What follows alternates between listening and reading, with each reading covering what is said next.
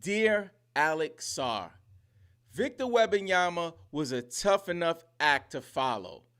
But not only did you have to follow up Victor, you also have to follow up Caitlin Clark, arguably one of the most influential basketball players in history. So, in this episode, we're going to talk about NBA Dynasty with relation to the draft as well as the lottery that just went down. And we're also going to talk a little bit of WNBA Week 1. We believe every NBA fan that plays fantasy football should also play fantasy basketball. BetOnline is your number one source for all your summer sports this season, from MLB, golf, NBA, and NHL playoff stats. All the latest stats, news, and scores available to follow your favorite teams. Get the latest odds and lines, including the latest team matchups, player props, and odds on just about every sport out there. Head to the website today or use your mobile device to get in on the action. BetOnline, where the game starts. So the first thing we want to do is really lock in on this Caitlin Clark watch. So we know that at the time of recording this episode, the WNBA they have kicked off their season. So we wanted to make sure we hopped on to show some love to the young lady. Like, listen, I know there's a lot of hate in the air around Caitlin Clark. Like, we got WNBA players who are talking crazy about this young woman, where for me, the way I look at it, it's like, if you have someone who comes in and because of their buzz, because of their reach, because of their influence, they could impact the entire ecosystem of what the WNBA has been building for over 25 years, then we need to welcome that with open arms. And it shouldn't be a hate thing that people are trying to play the race card. It's just like all kinds of madness around it.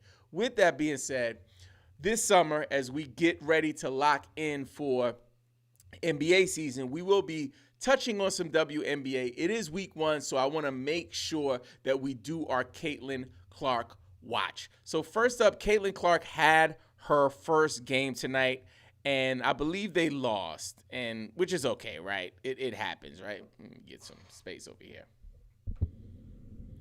She's a rookie. Like, we can't expect the moon and the stars from her. But she did have her first game, and I would say even before that, for her actual preseason games, Clark tallied a total of 33 points, 11 rebounds, and 8 assists. Through her 2 WNBA preseason games, the former Hawkeye posted averages of 16.5 points per game, 5.5 rebounds, and 3 assists per game. So she had a pretty decent offseason. Like, you know, you can say what you want to say. The young woman has definitely got some game. In her first game against Connecticut, which again I believe was a loss, it doesn't indicate whether they won or lost here on the Fantasy ESPN app, but she played 32 minutes, which is a yes. 20 points, yes. 3 assists, maybe. Two steals, yes. And hold up. Does she have, let me lean in for this. Hold on, y'all. Dang. 10 turnovers. Yuck. Now that is hot dog water if I've ever seen it. But again, she's a rookie. And if Caitlin Clark wasn't playing, I don't know if we would be covering WNBA content right now. I'm going to just keep it a stack with you. And that's no disrespect to any of the players that came before her. But the buzz that was created around her during this season, during this these last couple of college basketball seasons, honestly, has been one of the reasons. So the championship game for the WNBA, where Clark's Iowa Hawkeyes team went up against the South Carolina Gamecocks, they had 18.8 million with a capital M, y'all. 18.87 million viewers on ESPN and ABC. A record for women's basketball in the United States and the most watched basketball contest of any kind in 5 years. That goes NBA, Olympic, World Games, whatever you want, a big three, huh? Come on now. The and one mixtape, everything. The most watched games. And honestly, this season, the WNBA, they really are locked in on making sure that they capitalize on Clark's value right now. And it's going to help to lift up not just women's basketball, but also women's sports. The WNBA, they're televising 37. They are televising 37 of Caitlin Clark's Indiana Fever's 40 games. Let that sink in. I'm just saying, y'all, like, yo, the WNBA is standing on business. I'm just saying. So that is the Caitlin Clark watch. And we'll do that. You know, I do a weekly show here, so I'm going to try to pull up weekly and make sure that we're providing value to all of our WNBA fantasy basketball players. So to keep it going, we want to hit you with the top 5 waiver wire ads you need to focus on for the WNBA fantasy basketball season. Now, the first player we want to take a look at, first of all, I want to say that I have a tendency when I'm covering players for the first time that I might mess up their names. And I'll always raise my hand. And I typically will research to make sure that I have the most accurate pronunciation.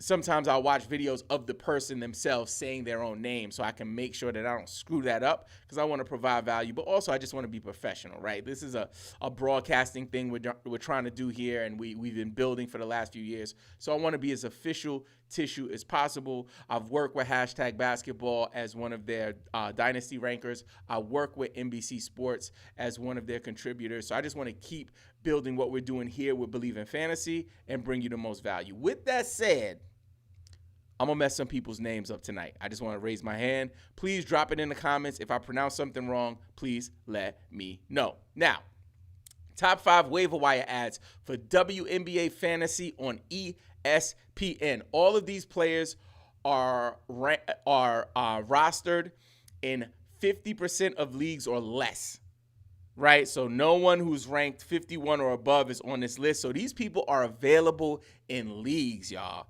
So if you are a WNBA fantasy basketball player, these folks might be available on your waiver wire. So let's go ahead and start that up. The first player we want to talk about is from the Chicago Sky, Diamond DeShields. Diamond DeShields is projected to do 24.8 points per game. 24.8 minutes per game, 12.8 points, 3.5 rebounds, 2 assists, and a little less than 1 steal per game. She is only rostered in 42.7% of ESPN leagues. But check this out, y'all. She's been added 9.8% recently. So, like, she is being added widely right now. So, if she's available on your waiver wire, I would go out and get some Diamond DeShields. Next player we want to take a look at is from the Las Vegas Aces, the championship. They're playing right now, actually, and they got their rings tonight. They hung up their banner. 2-time champs.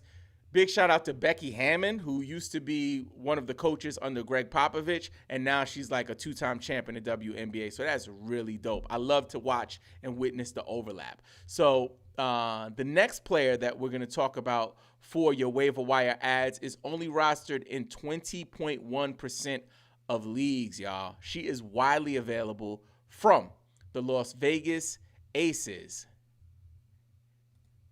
Megan Gustafson.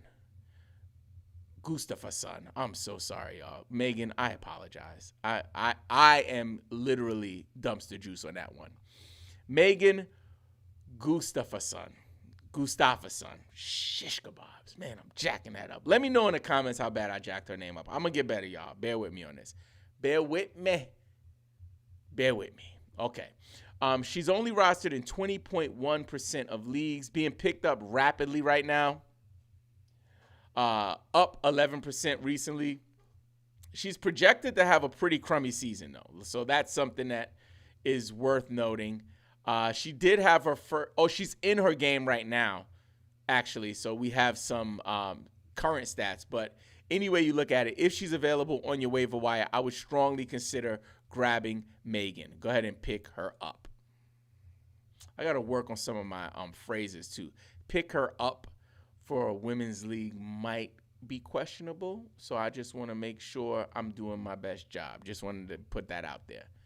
Because honestly, I'm trying to rock and roll this offseason. I'm not playing no games. Okay, so we got a few more. That was 2. We're going to go into the next one. Keep it pushing. The next player is from my Atlanta Dream. You know we here in the A all day, every day, and tomorrow. Let's do it. From the Dream, Ariel Powers. Ariel Powers is projected to play 21.9 minutes per game, 12 points per game, 4 rebounds, 3.7 assists, and her defensive stats are not very memorable. Not very memorable at all. Next up. Oh, yeah, this is good. Because she had a game tonight. Man, she ain't playing no games. From the Washington Mystics, Maisha Hines Allen, only rostered in 10% of WNBA fantasy leagues, y'all. She is widely available. Go grab her off the waiver wire. Come on, ma. Against New York, she had 19, which is tonight against New York. She had 19 minutes, 5 points, 5 rebounds, solid. 2 assists, 1 steal. So, and only 2 turnovers. So definitely someone you want to keep an eye on. If they are available, that is someone I would be picking up. So that wraps up our segment on WNBA fantasy, Caitlin Clark. Now let's talk a little NBA. I know we talked about the dynasty leagues as well as the NBA draft and the recent lottery. Atlanta got the number 1 pick. Whoop, whoop, right? Alex Sarr, all of that good stuff. But before we do that, let's just do a quick check-in on the NBA playoffs. So, for the NBA playoffs, this is where we stand. And honestly, I would have to go back and look at my last video, but I know I got it wrong in some places. But let's check it out. So I believe I said that the Thunder was going to take this series against the Mavericks. It is currently 2-2 right now. It's tied up. I watched the game last night with SGA. Man, he's cooking with hot bacon grease, y'all. Hot bacon grease. No joke. So I said Thunder. I'm going to stick to that for now. A part of me wants to say that they are not experienced enough and they're a little light in the butt, right? They don't have enough strength in the paint to actually compete with Luka and a seasoned Kyrie Irving, right? Like, this is a champion that they're playing against, and these guys are young, skinny. They just seem like they're getting thrown around a little bit. I think it really depends on Shea, how well he can perform. If he can continue to have MVP caliber performances, then they do have a chance. So I'm going to hold steady and steadfast and say that the Thunder will take this series, but I'm a huge Luka fan. A part of me wants them to win, but I'm going to stick to my guns and say the Thunder. In the East, we have the Celtics versus the Cavaliers. I picked the Celtics in this one, although the Cavs had a really good game too. It's not going to happen. They're currently down 3-1. Boston is up. I think Boston takes this series. And then we have the Nuggets and the Wolves. So for me, I am huge on Anthony Edwards. And I always liked him, right? I always thought he was good. I didn't think he was as good as LaMelo coming out, but he has proven that he is the top guy out of that class. But I mentioned it in our last episode, I think, but I have to say it again. I was watching a video with Devin Booker and Anthony Edwards, and they were both asked the same question. They were asked, what would you change about the NBA? And Devin Booker turned around and said he would change back-to-backs. He doesn't want any more back-to-backs. Anthony Edwards, his response was, I'm tired of players resting. If a person has a little bit of money to buy a ticket, I want to be there to play for them. And right then, he got me as a fan. So for me, although I think the Nuggets are trying to spin the block on the NBA and trying to come on back and get a repeat, I do believe in the young buck, and they are actually playing live right now. As soon as I finish this show, I'm going to go check out Game 5 and see if the Timberwolves can go up 3-2. So I'm rooting for the Timberwolves, but I understand, the power of the heart of a champion. So I know that the Nuggets want to spin the block. I don't know if they will. But the Knicks and the Pacers, the last teams we'll talk about, man, listen. I just watched that game. Your man, Jalen Brunson, another 40-piece.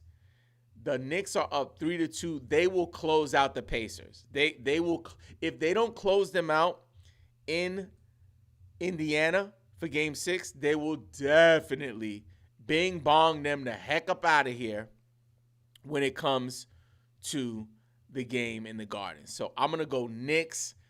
I think the Knicks will close out in 6, but any way you look at it, I think the Knicks will take that series. All right. So moving right along, there is some quick news I want to talk about. So let me I got to just get a sip of my drink. Hold on a second, guys.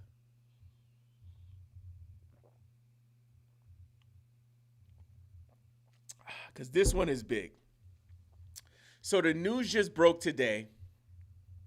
I think I read it from Bill Simmons, but apparently TNT was in a bidding war with NBC for the rights to NBA games for next season. Allegedly, that's what I'm hearing. Any way you look at it, it appears as if NBC has outbid TNT. Now, what does that mean for you? If you follow Inside the NBA with Ernie Johnson, Shaq, Charles Barkley, and Kenny Smith,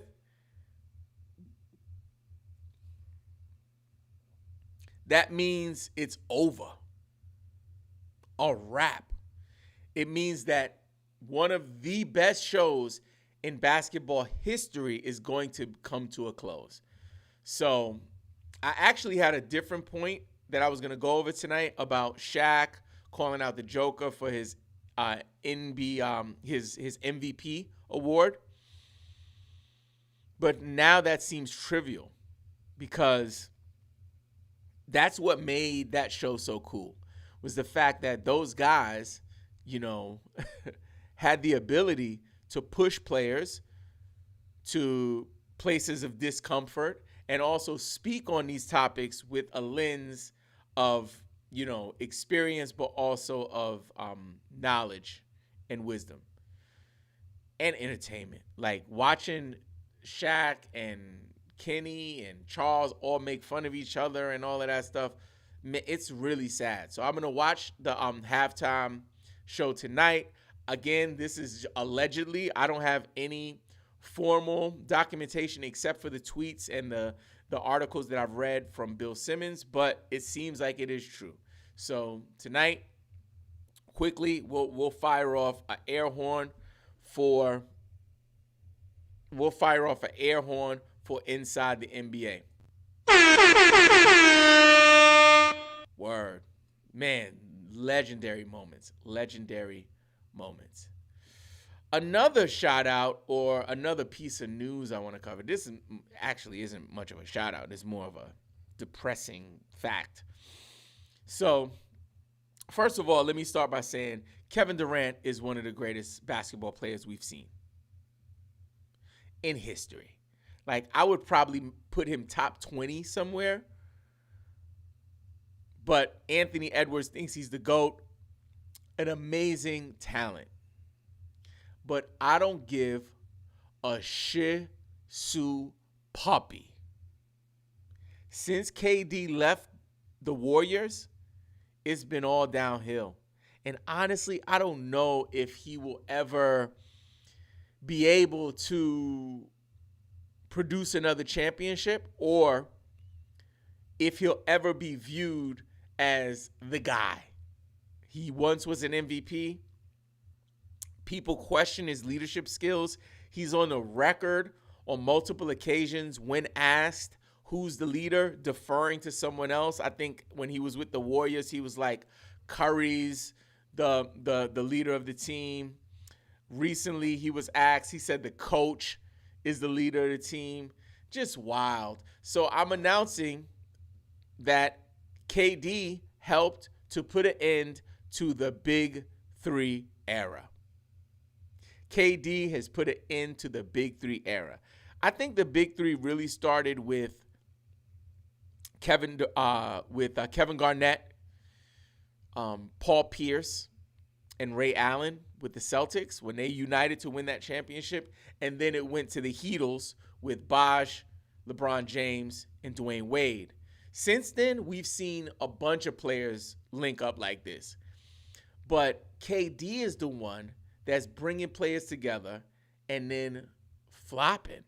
So in Brooklyn, he brought together Harden, Kyrie, himself. They went up against the Bucks that year when the Bucks won the championship. People say like he was a toenail away from making it to the finals and winning a championship maybe. But it didn't happen. So the fact that we give guys credit for things that didn't happen is wild to me. We can't make excuses for this stuff. So again, I started by saying I think KD's a great player, but the Big Three era is dead because of KD. He's the one that's world building. He's creating his worlds. He lands somewhere. Get rid of the coach. Give me another coach. Bring me Nash. Bring me, like, come on. Then he goes to Phoenix. This is a team. Like, let's keep it a stack Millie. This is a team when he arrived on the team the year before, they were in the finals. Huh? Where they do that at? How you bring supreme talent over, and then when you get there, you're not as good? I actually have the answer. It's because you shipped away half of the team. Rebounding, defense, Mikal Bridges, all of this stuff plays into it. And then that doesn't work. So let's get rid of Chris Paul. Let's get rid of DeAndre Ayton. Let's just strip the team all the way dry and bring in Bradley Beal. Bradley who? And listen, no disrespect to Bradley Beal, but he was in Washington like with nobody else putting up wow numbers, inflated numbers on a losing team. Like, you want to have winning culture. So, like, bringing somebody. And also, he had a questionable, or has a questionable contract. Dumpster juice inside of the contract is not good for the Suns. So, listen. Goodbye. Farewell to the Big Three era. Thank you so much, Kevin Durant, for putting it into it. Deuces. Not the end of the episode. Don't leave. We still got a little more. Okay. So, before we get out of here, I got to do some NBA fantasy content. We are at 24 minutes. We're doing good. We got some live viewers in the house. Let me see if we got some comments. We got my man, the Highlight Factory. He says, money ruins everything. Rest in peace to the best show on TV. Yep. Bye-bye, Inside NBA. Bye-bye. Okay, cool. Let's get back to the script.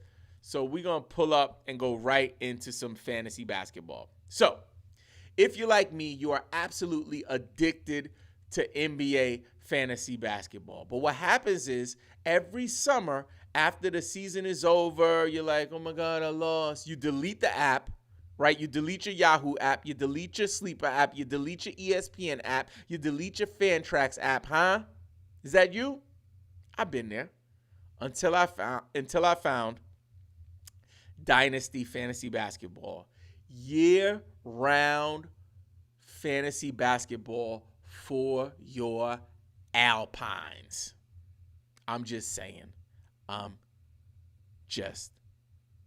So, with that being said, they recently had the draft lottery, so they decided who will be picking first, second, third, fourth, and I'm excited to say that the Atlanta Hawks have the first pick. So we're going to go through the Ringers 2024 NBA Draft Guide and just talk about some of these players. Again, this is my first time covering many of these players. I'll get better with pronouncing their names, so please bear with me. But please feel free to let me know in the comments if I jack up your favorite player's name. Let's get it. Okay, so the Ringers NBA Draft Guide, number 1, Alex Sarr. Whew, oh baby. They think he's going to go number 1. They say he has shades of Jaren Jackson and Jonathan Isaac. If I'm drafting, I'm definitely going to take him first. He is 19 years old, a wingspan of 7'4", amazing, amazing talent. Then we got Nikola Topic from Serbia. He has shades of Gorgon Dragic, and he's a crafty shot creator who jitterbugs around the floor to generate buckets. He is a 6'6" guard. At number 3, we got Stefan Castle from UConn. He is shades of Markelle Fultz and Anthony Black, jumbo-sized guard who can do it all. He's 6'6". And this is my guy, Rob Dillingham. When I tell you, y'all, my kid plays basketball, but also he's a big-time, like, high school basketball fan. When I was a kid, we didn't follow high school players. Like, I didn't even know who the top player was, right? Until the McDonald's All-American game. But my kid has been following this guy since he was like in the 9th and 10th grade. Like, literally in this house, like, Dad, look at this kid. Like, oh my goodness. So I've been following him. So for me, this is my guy. I'm all about Rob Dillingham. I think that him going number 4 is totally doable. And I think that he's going to have a pretty good career. So Rob Dillingham at 4, shades of Lou Williams, Bones Highland. I would definitely be looking to pick him up in fantasy. Matas Buzilis from G League Ignite, shades of Lamar Odom. We'll go top 10. We got Ron Holland from the G League Ignite. Did I say Unite? My apologies. G League Ignite. He has shades of Harrison Barnes. Then we got Reed Shepard, another Kentucky player. He's a freshman, shades of Derek White, a menacing defender and spark plug scorer. Then we have Donovan Clingan from UConn, a sophomore, massive interior presence, shades of Roy Hibbert. Then we have Jared McCain, another guy I've been following, shades of Seth Curry. And last but not least, we got Cody Williams, a freshman from Colorado, shades of Jalen Rose. Shades of Jalen Rose. Man. So, this is super important. We need you to be a two-way player. What does that mean? We need you to play offense and we need you to play defense. On offense, we want you to watch the podcast on YouTube. I almost said listen. On offense, we want you to watch on YouTube, subscribe on YouTube, comment on YouTube, like on YouTube, share the YouTube. On defense, we want you to listen, man. Listen to the audio. If you don't listen to audio podcasts, this is a great time to start. Spotify, like Apple Podcasts, wherever you listen to podcasts, please listen to us there. Listen. I know what you're saying. Like, oh, no, I watch your YouTube. I'm good. We need you to listen to the podcast. That's how we create awareness, but also we are a part of the Believe Network, and we want to show up for them. So if you are watching the episodes and not listening to the podcast, we want to encourage you to be a two-way player. What I'd like you to do is check out one of our playlists on YouTube. Really cool stuff. You can catch up on some of our fantasy basketball 101 content, which really sets you up for the season, some to-do, but also if you have any suggestions for video content or ideas, topics, and points that you want us to cover, we'd be really excited to do that. This episode was presented to you by Bet Online. The game starts here.